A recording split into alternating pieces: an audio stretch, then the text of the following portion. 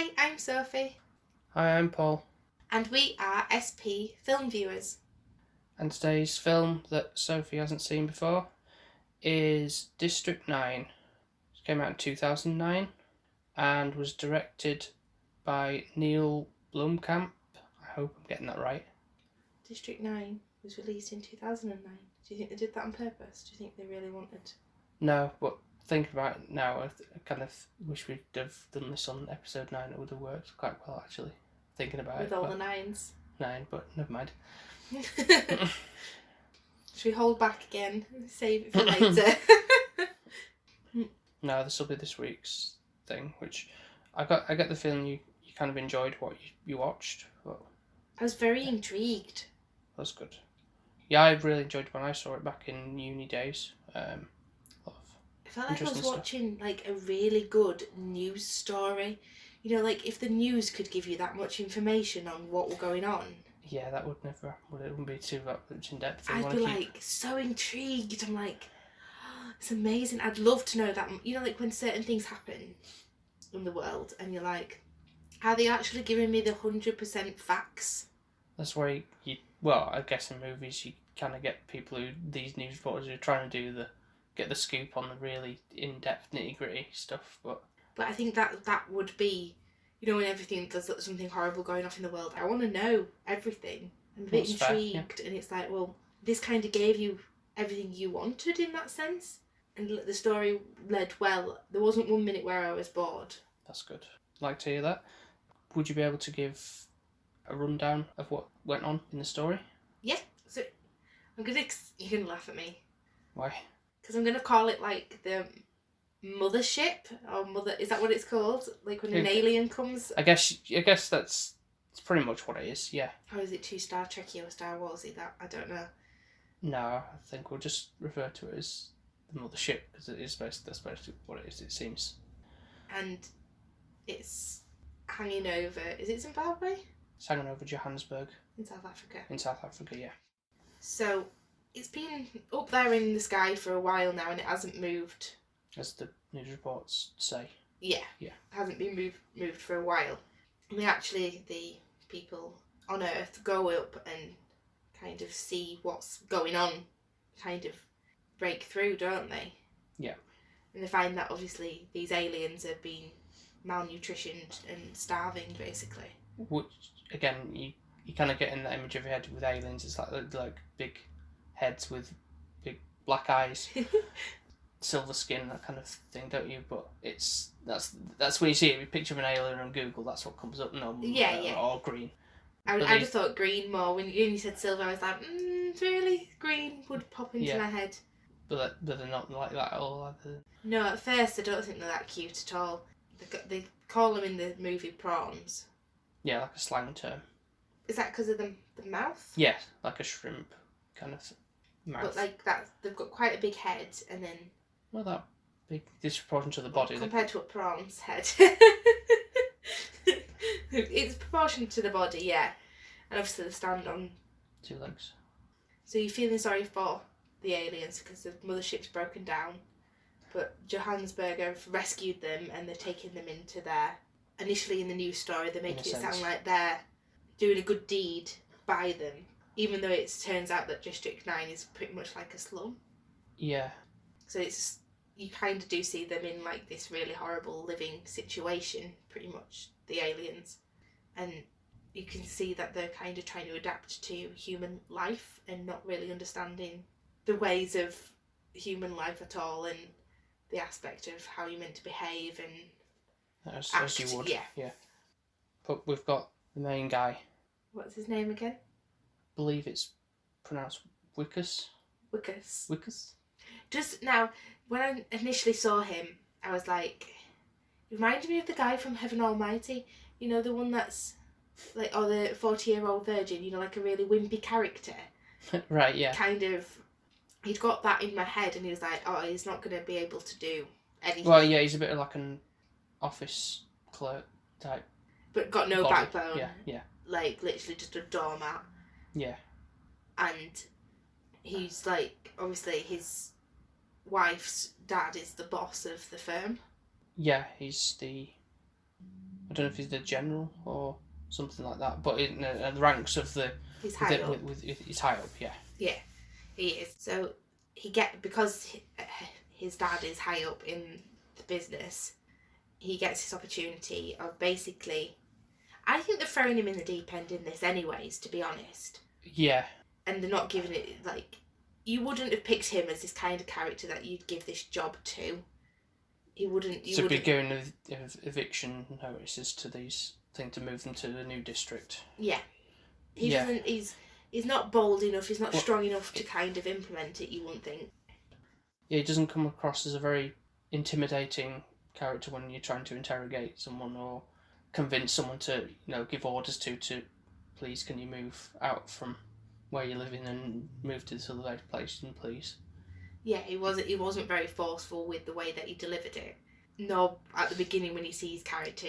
Talking to the other ones a little more military things, and he's kind of getting pushed around like, don't take that much ammunition and stuff, and kind of like being bossed around thing when he's supposed to be the one who's in charge. Yeah, of them, which is not very good.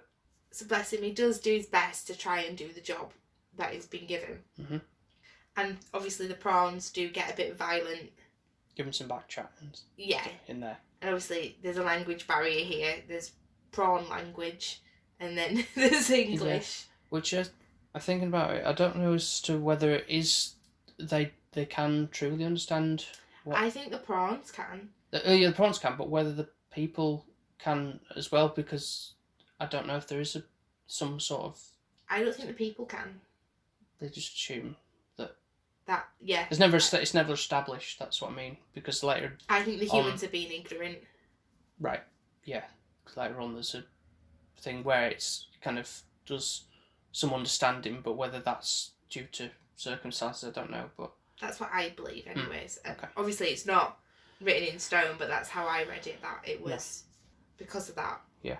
That they can now understand one another. And then one particular group of prawns, he comes across and discovers almost like a lab, isn't it? Yeah, it's like a chemistry kind of lab. And there's this, is it a vial, would you say? Yeah, I guess so. And he's like, oh, this is definitely dangerous. I'm going to have to confiscate this. And he doesn't have a clue what actually it is. It just obviously looks dangerous. So he's putting it in his bag and going to take it to the lab. But before he does, he twists open and this black gunk goes on his face. And he's like, oh, because it's all, by the way, I didn't actually say, it's all, looks like it's a documentary, doesn't it? So it's all handheld. Yes. So he was like saying, oh, scrap that part. We don't want that bit in because it looks daft. And then, but it is actually the key part of the film. Yeah, the pivot point to the whole storyline. I think that's when I got more and more gripped, because at this point I didn't favour either the prawns or the humans. Yeah, you didn't know enough about them. No, if anything I just thought they were a bit of a nuisance. Yeah. So he gets the black gunk on his face, and from there he's kind of starts to be deteriorating, and his nose starts to bleed. He's not being himself that much, and I think that's when it turns out that the stuff that's obviously gone on his face is a lot worse than he thought it was. Just a bit, yeah. And that actually he's going to be ending up turning into a prawn by the end of it. Yeah, he doesn't know what's happening. His body's going through a big change. Oh, there was one part where I was absolutely repulsed. I was fine all the way through. It was the fingernail bit. Yeah, it's not very pleasant. I was a bit. I don't like stuff like that. It's a bit. It was just the fact that he was pulling his full fingernail off, and it's just like the thought of it, and then it's like, well, wouldn't that be sore? Because now you just got the flesh underneath, and that's just not right. Okay, yeah. So let's not go on that too much. Well, that's what's going through my head when I'm watching it. And I was like, I can't actually watch this. And then there was also a situation with his teeth coming out, and I was like, ugh. That wasn't as bad, but... No, it was the fingernails. Mm-hmm. So obviously it started to be that he was turning into a prawn, and it started in his arm. Mm-hmm. And I thought it was really cruel that they put him in this. I really did feel for him at this point. It's like his wife's waiting in the hospital lobby, and she sees her husband being taken out in this black bag thing. Like he kind of is somewhat dead. It's see-through so she could see him. But they like zip him all the way up and basically take him to a testing lab because now they're intrigued.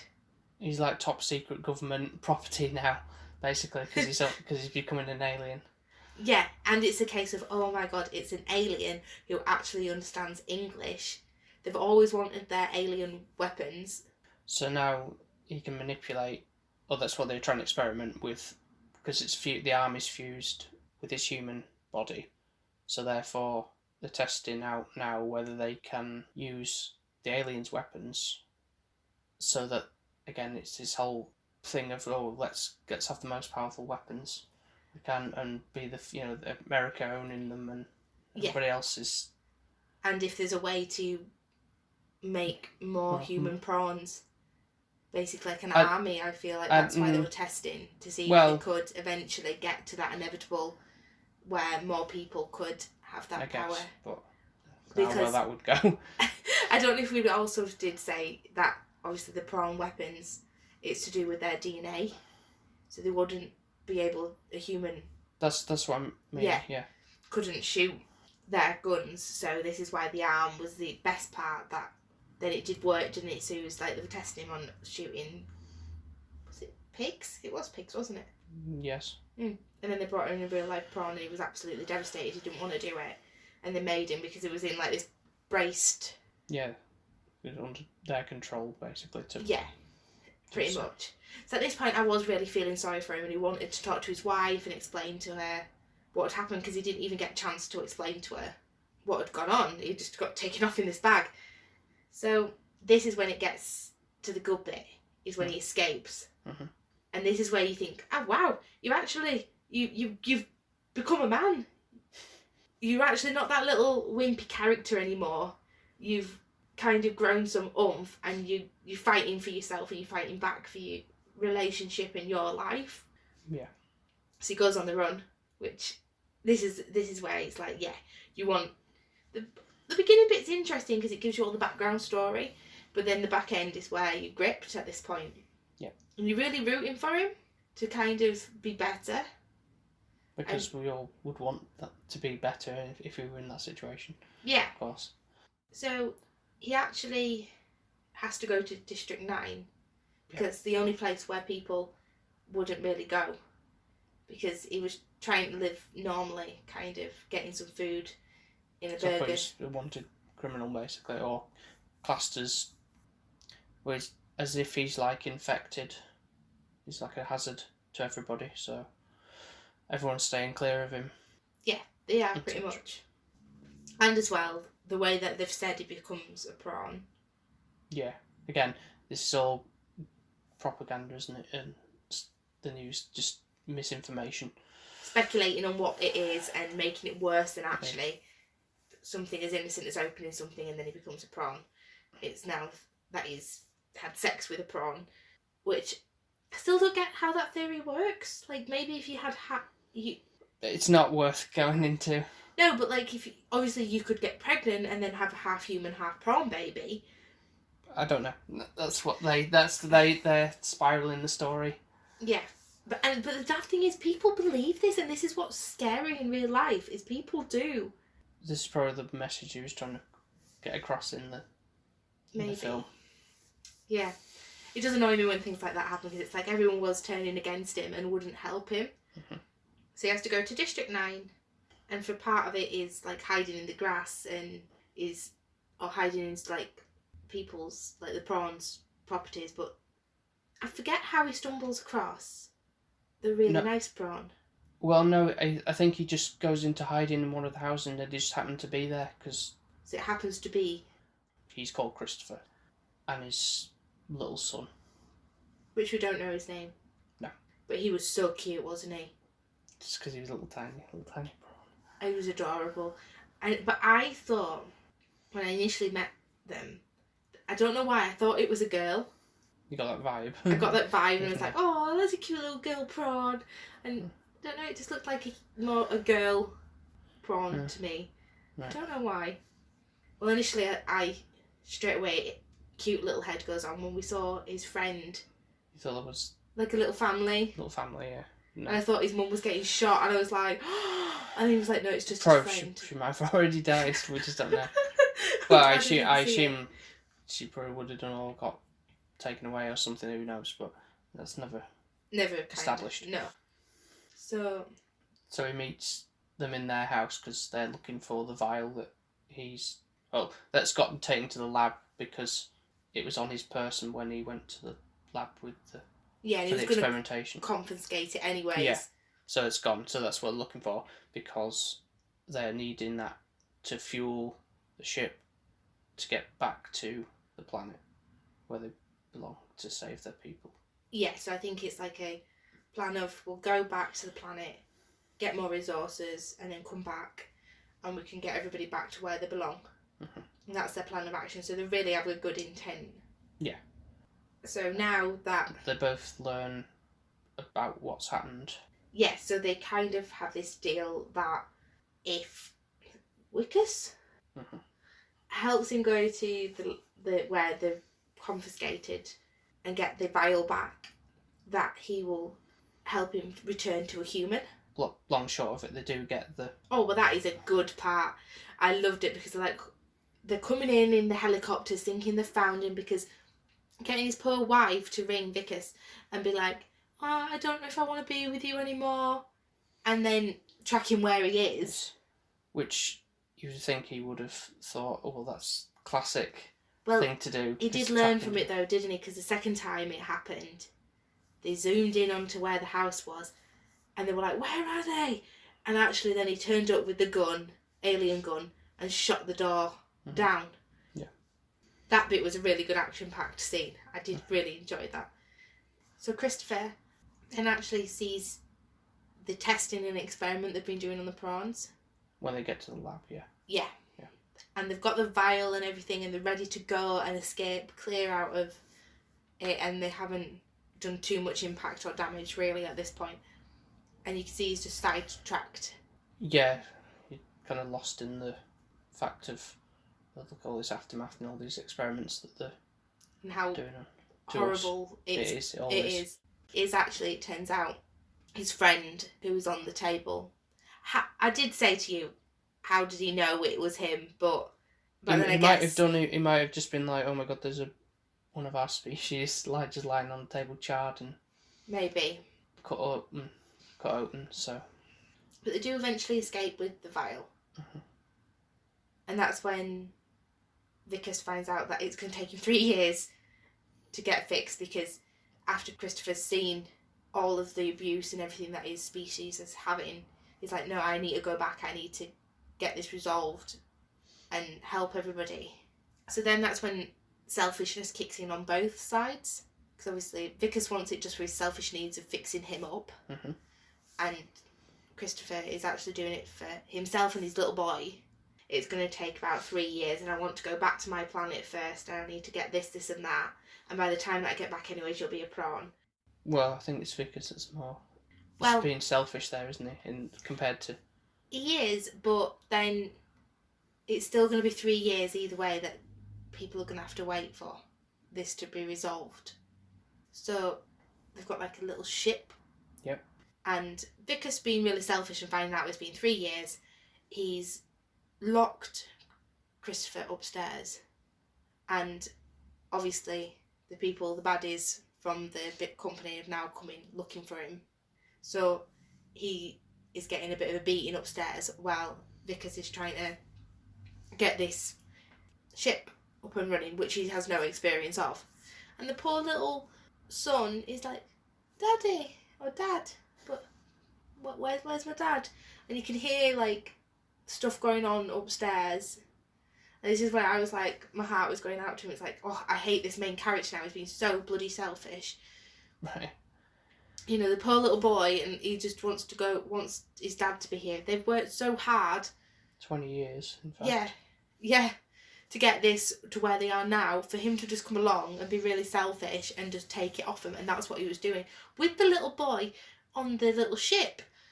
Obviously, he didn't have any experience on how to fly the ship. He did get it off the ground, but then he got quickly shot down. So they've taken Christopher and they're abusing him a little bit, trying to get some answers of what this ship is flying for, what you wanting to do with it, and understand what their intent is. Meanwhile, the little boy is in the ship, working his little magic. Activates a big mecha robot that helps Wickus out. Yep, massively. So he gets into this, like, robot suit thing. And initially he's going to just walk off and run away and leave Christopher with the baddies beating him up and such. But then he sees what's going on and he overheard, I think this must be like some Tony Stark stuff going on here, where he can hear, like, from miles away. It's that alien technology. Yeah. That they're going to kill the Christopher because he's not going to speak. So he comes back and he actually rescues him. And he ends up getting him back to his son. So they get in the ship and head up to the mothership. Yeah. And you can see that it's that kind of intense moment where it's taking a bit long for him to get up there. It's a way up, isn't it? And they're like, oh, is he going to make it, or is something bad going to happen? But down at the bottom, obviously, Iron Man is in his suit shooting everybody and doing his job. Yeah. And eventually get up to the ship. Wickus has been badly beaten up at this point, and he ends up flopping out of the Iron Man suit.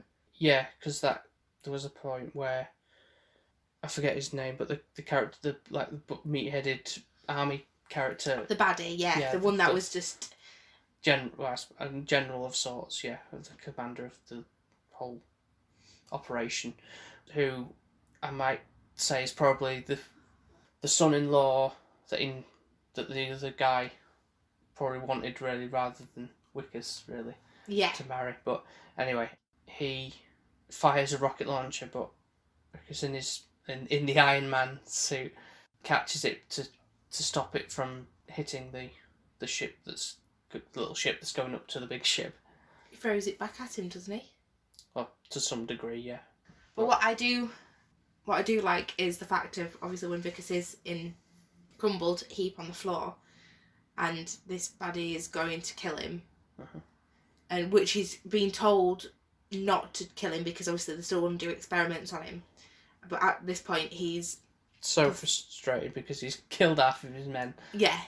And the professionalism is gone, and he doesn't want to get the job done. He just wants to actually he has got that kill in him. The kill mentality. Yeah. And luckily, because all the other men are dead, the human men, he does try and go to kill Wickus, but the prawns actually come and help him out, Yeah. Because they can see that he is actually becoming one of them. At this point, he pretty much is, because there's like, he's got one eye that's kind of deformed as one of them now, so it's kind of like, he's more, well, probably half prawn, half human. Yeah, almost at this point. By this point, yeah. So when they got up to the mothership, I know they did eventually get that moving. Yes, they did. Yes. And everyone was like, "It's a phenomenon. This ship is now moving, and it's been stuck there for 20 years." To be honest, I'd be a bit annoyed if it was up there for 20 years, blocking the sky with no sunlight. Well, there's sunlight. There's plenty of sunlight. But it's like, it's just this big cloud that never moves. Imagine if your house were underneath that. Getting no light, would you? Yeah, but the sun does move. I know, but you know what I'm meaning. So it does actually eventually move. And obviously Christopher is going to do his mission of trying to come back in 3 years' time and save them all. Mm-hmm. It kind of then cuts off from there, doesn't it? And it stops because they say the last thing they see of Wickus is this helicopter coming down. Or like there's like a last shot of him. And we don't know what's happened to him, because again, there's just, at this point, it's kind of like interview speculation stuff, like you would for a news report or a documentary. Yeah. Things, but like no one knows where he is or what he's doing. But his wife does, because she knows he's still around, because he used to make her thoughtful gifts. Yeah, right, little bits and bobs, and he does. Then it rounds this film off where he's made this metal flour for her and put it on the doorstep. So he's obviously still able to get out of the District 9 area and into the thing without being detected because of the fact that he's now full-fledged prawn. Yeah. Obviously, it doesn't show Christopher coming back. No, it's left open there. Yeah, but I'd like to think he will. Yeah. Or he does come back. Yeah. And that he might have a plan to help Vickers, but I don't know if it's too long gone now. Like he's turned into a full prawn, so there's no turning you back. I don't know. And that's the end, isn't it? And that's the end, yeah. And I wasn't actually disappointed with the end. I do, in the end, think Vickers deserved to be a prawn. Why? He seemed to be better and happier off. He kind of grew as a man with the experience. Well, he didn't grow as a man, he grew as a prawn. Grew as an alien. But he got more oomph and to fight for himself and not be a walking plank. Yeah. So I think that's always what you need in life, and things that are thrown at you, you can either go, oh, woe is me, or you can try and fight for it, can't you? Yeah. I think that's what it kind of shows you. Mm-hmm. Do you like the style of the film and the way that it was looking like a documentary and the way it filmed? Mm-hmm. Yeah, I really enjoyed that. That's what engrossed me in watching it as well. Yeah. I've seen it a couple of times now, and it's still really intriguing. It is really intriguing. Engrossing. Yeah. And it is a case of you do want to know what's going to happen, and I actually think I do like that kind of style of filming. Yeah, there's something about it. I don't know what it is. It feels more, well, I guess real, because it kind of comes across as what it's meant to come across that way. It does feel more real, and you kind of more relate, and in a sense, yeah. Yeah, you're like more compassionate and such. Whereas I think I ended up in the end, I was like Team Prawn. I was like, how dare they get trapped like that? And that's again, I think that's what they're trying to get across. And they're so much smarter than you. Just because you don't understand them, it isn't a case that they are daft and stupid. It's just actually we're the stupid species in the end. Yeah, one track minded of just, you know, the greed of being more top dog of everything, and yeah, and can't seem to actually compromise and kind of live equally, and yeah. No, it's been for 2009. It's not too bad CGI, was it, for the characters? And no, it didn't. You didn't feel like it aged really. No, I still feel it looked quite reasonable. It wasn't look too like, oh, that's really like. I didn't notice any difference.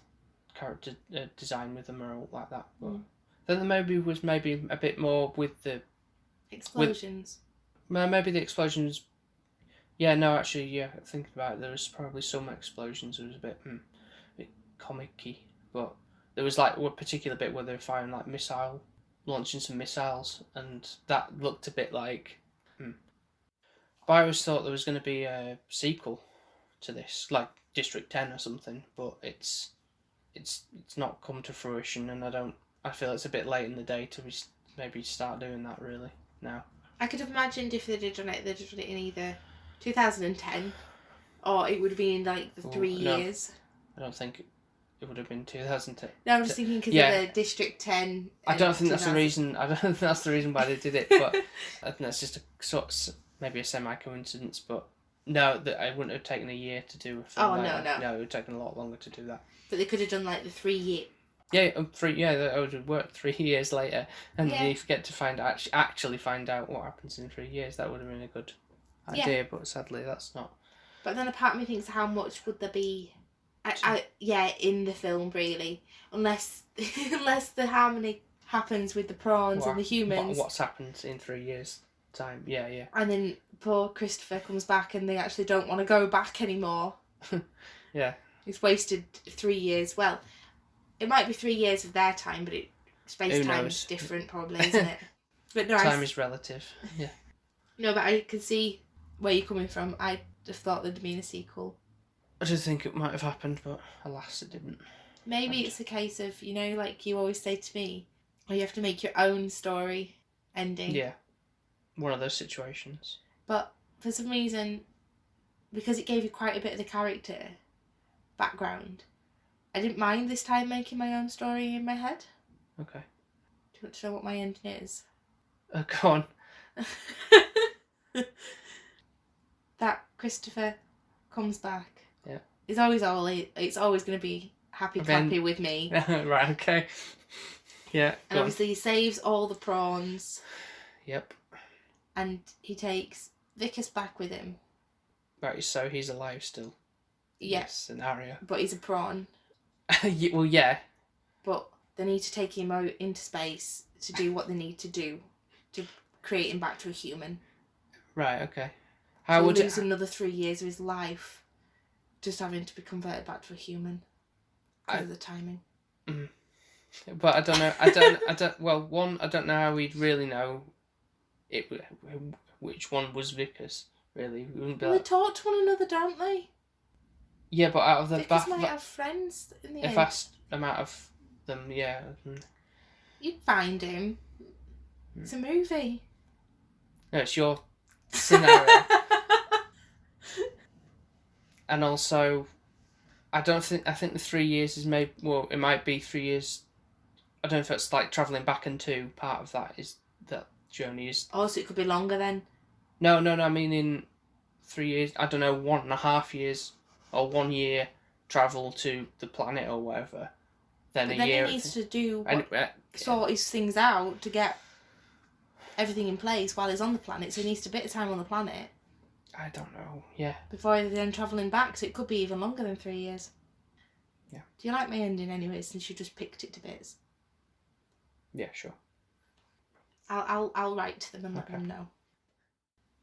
So now that we've talked about all stuff that's happened in the film, what would you rate it out of 10?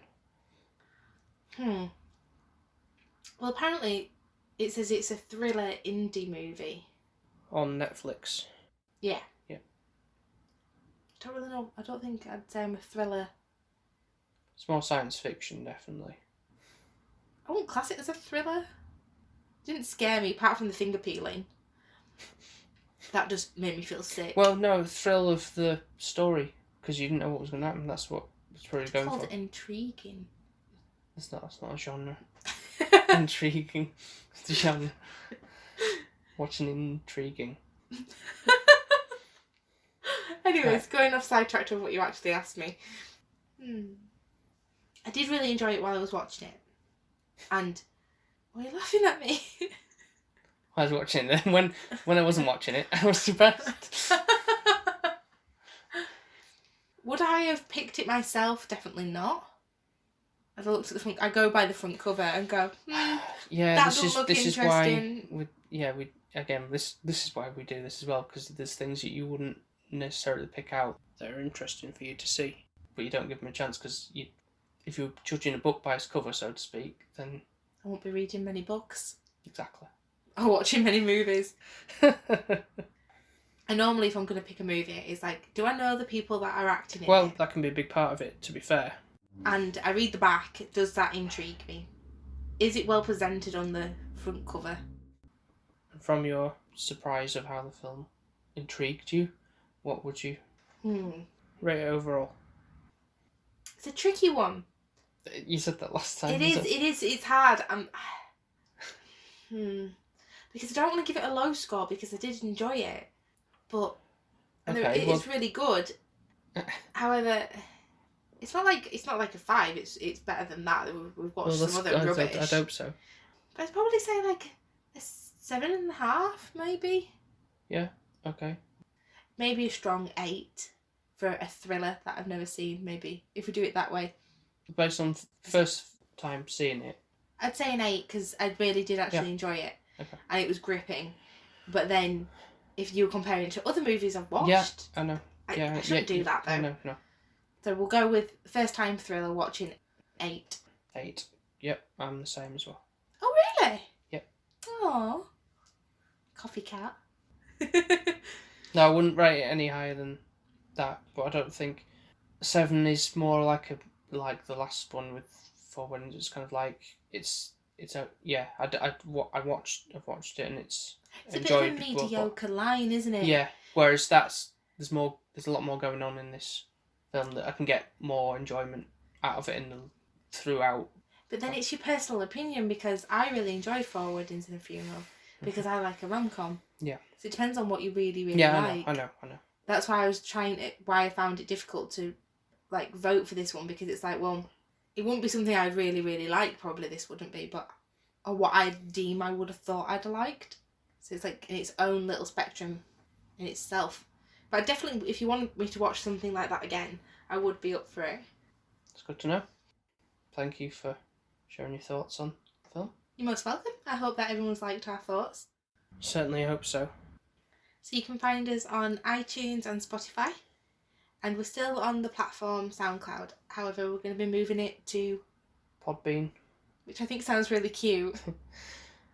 Yeah, we're switching to Podbean because it allows more bandwidth and more uploads that we can do for our podcasts. So we're really thinking of you, basically, to give you more content. Exactly, yeah. Yeah, so you can check us out on Podbean. Just search for SP Film Viewers, and that's where you'll find us. Also, Paul will do the amazing Instagram posts with his artwork on, which you can now see in full view on the Podbean website as well. So the other ones are all up there currently, so you can see them on there, and you can listen to all the previous podcasts as well that we've done. And that'll be where we upload all our future ones. So don't forget to like and subscribe on our SP Film Viewers Instagram. Hopefully you'll hear from us next time. Yep. So goodbye. Bye. Bye. Bye.